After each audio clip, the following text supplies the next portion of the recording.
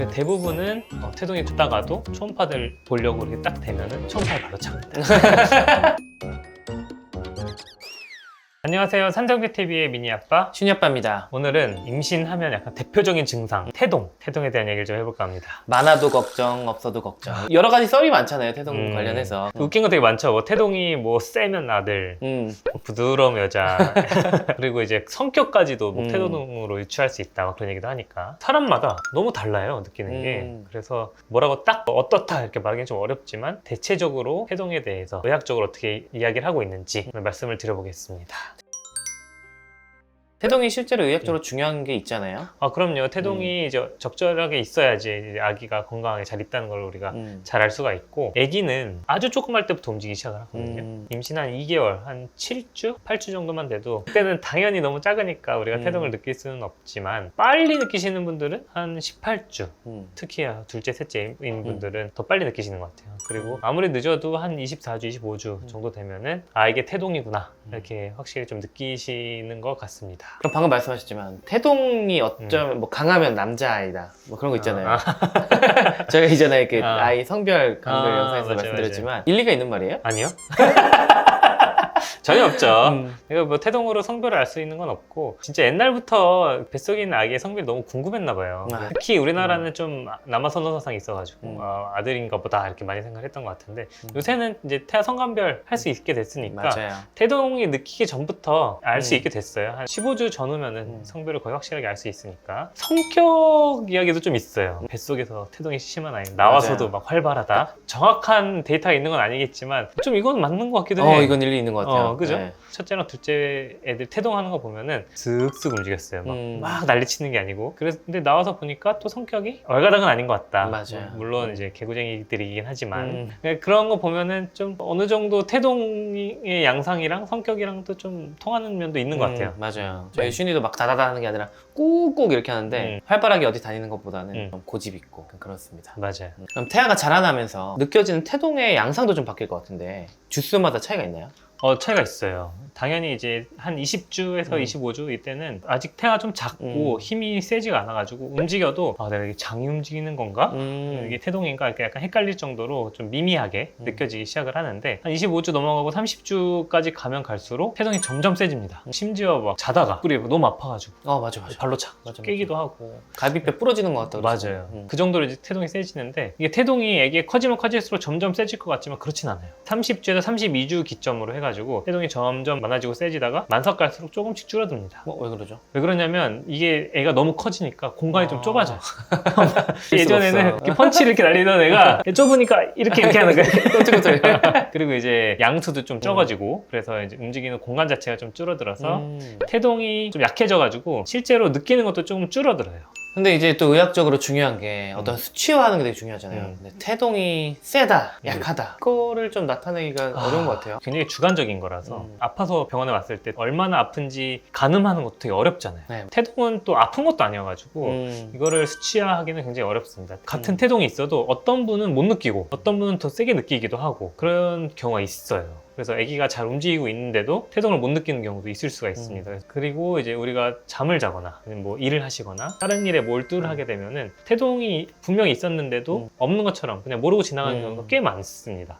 그냥 무의식적으로 그냥 흘려보내는 경우도 많이 있다. 그게 좀 알고 계시면 될 것 같고, 태반의 위치에 따라서 태동이 느껴지는 게 다른 거 아니냐 이렇게 궁금해하시는 분들도 꽤 있어요. 그런데 그렇진 않습니다. 우리가 느끼는 게 꼭 앞쪽으로만 느끼는 건 아니고, 물론 보이는 거는 밀고 하는 거는 앞쪽에서 보이긴 하겠지만 뒤쪽으로도 충분히 다 느낄 수 있기 때문에 태반의 위치에 따라서 태동이 뭐 조금 느껴지고 많이 느껴지고 이런 차이는 별로 없다 알고 계시면 됩니다. 그러면 이게 강도는 수치하기 어렵지만 그래도 몇 분에 한 번씩 이렇게 느껴져야 되는 그 빈도는 있을 거 아니에요? 네, 이게 중요해요. 이게 아까 말씀드린 것처럼 한 30주, 32주 이때는 시도 때도 없이 움직여요. 그리고 조금만 움직여도 잘 느껴지기도 하고, 만삭으로 가까워질수록 태동 강도도 좀 줄어들면서 느끼기가 좀 힘들어지기도 하고, 애가 약간 수면 사이클이 생기기 시작을 해요. 잘 때는 당연히 안 움직이겠죠. 그래서 보통 우리가 1시간 간격으로 잔다고 얘기를 하거든요. 맞아요. 20분 자고 40분 놀고. 그래서 20분 잘 때는 태동이 좀 거의 안 느껴집니다.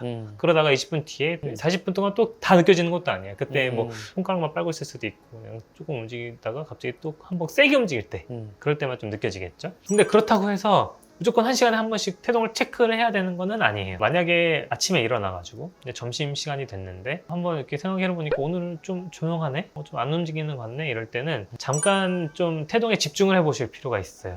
이게 정확한 데이터로 나온 건 아닌데 이제 음. 제 경험인데 제가 신생아 중환자실에 있다 보니까 음. 급박하게 좀 분만을 해야 되는 경우들이 있잖아요. 그 중에 태동이 안 느껴져서 병원에 와가지고 빨리 분만을 하는 경우가 있거든요. 근데 그 중에는 다행히 안전하게 잘 건강하게 분만을 하는 경우도 있지만 가끔가다 이제 되게 아기를 살리지 못하거나 살아있어도 장애가 남는 경우가 있어요. 그 시간을 대충 보니까 한 태동이 없는 기간이 3-4시간을 넘어가면 조금 위험한 것 같더라고요. 점심시간 때쯤 식사하면서 태동을 한번 느껴보는 시간을 갖는 것도 괜찮겠네요. 네, 그래서 보통 그러면 대부분 다 느껴지거든요. 그리고 밥 먹으면 또 깨요, 애들이. 방이다. 맞아, 그러기도 하고 배 안에서 꾸럭꾸럭하는 소리 때문에 애들이 깬다. 아, 되게 시끄럽겠다. 그러니까. 우리 배 꾸룩거릴 때 기대보고 있으면 엄청 시끄럽잖아요. 그 안에 있는 거잖아, 지금. 그러니까. 혈당도 좀 올라가기도 하겠지만 일단 시끄러워서 좀 깬다. 그러니까 이제 밥 먹고 나면 보통 깨요. 그래서 그때 한번 이렇게 손을 올려놓고 태동을 한번 느껴보는 시간을 갖는 것도 괜찮은 것 같습니다. 그래서 만약에 그렇게 태동이 안 느껴지면 빨리 병원에 가셔야겠죠. 뭐 오늘 내가 주치 선생님 진료가 아닌데 갈까 말까 고민하시지 마시고 그때는 그날 진료 보시는 아무 선생님한테나 가서 이제 한번 확인을 해보시는 게 좋고 근데 대부분이 가는 길에 다시 느껴요. 얼마 전에 저희 병원에 있었던 일인데 원래 산전진찰을 분만병원이 아닌 데서 계속 받으셨어요. 근데 한 3시간 태동이 없는 거예요. 그래서 남편분이 그냥 저희 병 응급실로 왔어요. 그래서 응급실로 와서 응급하게 분만을 하고 보니까 태반이 찢어져 있는 거야. 아이고, 아이 아버지가 되게 판단을 빨리 잘하셨네요. 맞아요. 그래서 저희도 진짜 아빠가 애기랑 엄마 둘 다 살렸다. 그러니까. 이렇게 저희 얘기를 해드렸는데 그 상황이 되면 판단하기 굉장히 어려워요. 근데 그만큼 태동은 되게 중요한 겁니다. 저도 이제 전공의 때 이런 경우가 있었어요. 이분은 이제 우리 병원 다니는 분이 아니었어요. 다른 지역의 분만병원 다니시는 분인데 그분은 태동이 좀 적게 느껴져서 다니던 병원에 갔더니 심박수가 너무 느리다.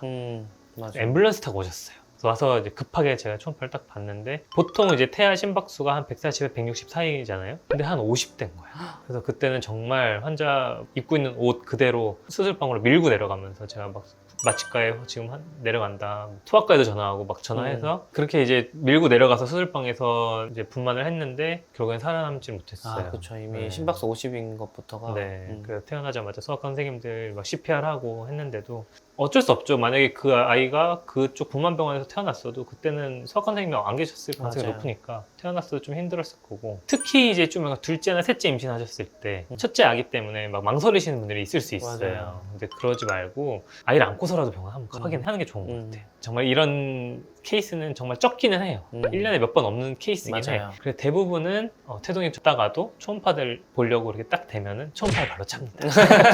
그러면 이제 태동이 좀 없는 것 같아서 병원에 오면 음. 초음파 말고 뭐 다른 검사 또 하는 게 있어요? 그때 태동 검사를 합니다. 태동이 줄어가지고 병원에 오면 우리가 제일 먼저 확인하는 건 초음파예요. 심장 잘 뛰고 있나 확인을 먼저 하고 괜찮다 그러면은 태동 검사를 하게 돼요. 근데 요거 태동 검사는 태동을 확인하려고 하는 건데 태동이 괜찮아도 해요. 만삭 가까워지면은 정말 아기가 컨디션이 괜찮은지 확인하는 중요한 검사거든요.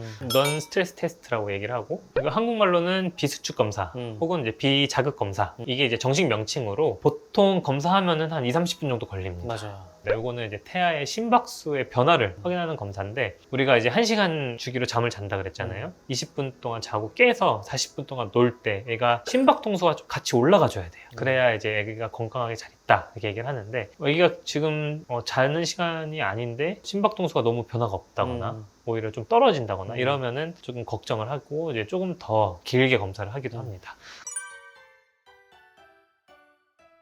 임신 중에 아기의 건강이 계속 걱정되는 거는 뭐 어쩔 수 없는 건데 태동은 어떻게 보면 아기가 나 괜찮아요 이렇게 알려주는 거니까요. 있다고 너무 걱정하지 마시고 맞아요. 오히려 이제 없을 때 좀 더 주의 깊게 보시고 저희가 말씀드린 대로 몇 시간 동안 없으면 빨리빨리 병원에 가서 잘 대처하셔서 분만까지 안전하게 모두 잘 하셨으면 좋겠습니다. 네, 오늘도 저희 영상을 시청해주셔서 감사합니다. 감사합니다.